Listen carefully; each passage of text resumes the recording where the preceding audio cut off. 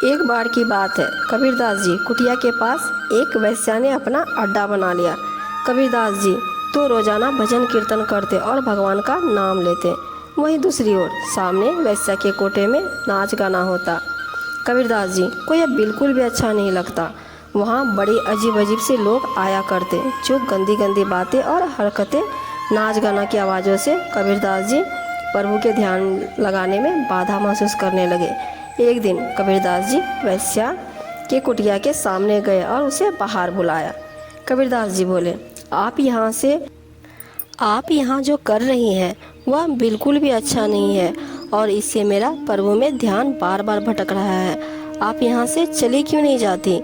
कबीरदास जी की यह बात सुनकर वैश्या भड़क जाती है।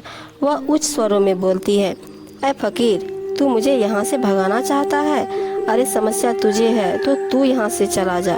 फिर कबीरदास जी चुपचाप अपनी कुटिया में आ जाते हैं और भजन कीर्तन करने लगते हैं। ध्यान न बढ़ जाए इसलिए वे जोर जोर से उच्च स्वरों में भजन गाते हैं।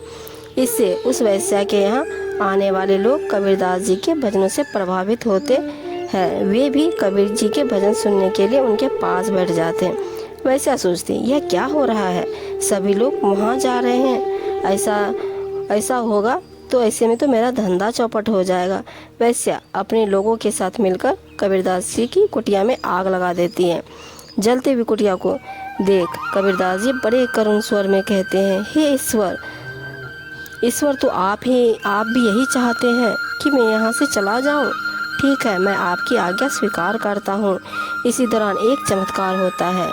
एक जोरदार हवा का झोंका आता है जो उस आग को बुझा देता है। वहीं एक चिंगारी उस वैश्या की कुटिया में लग जाती है।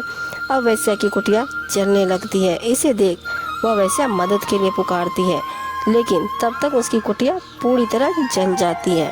वह कबीरदास जी के चरणों में गिरकर क्षमा याचना करती है। वह वैश्या पछतावे की आग में रोने लगती है। उसके बाद वह यहाँ दोबारा कभी नहीं आती है।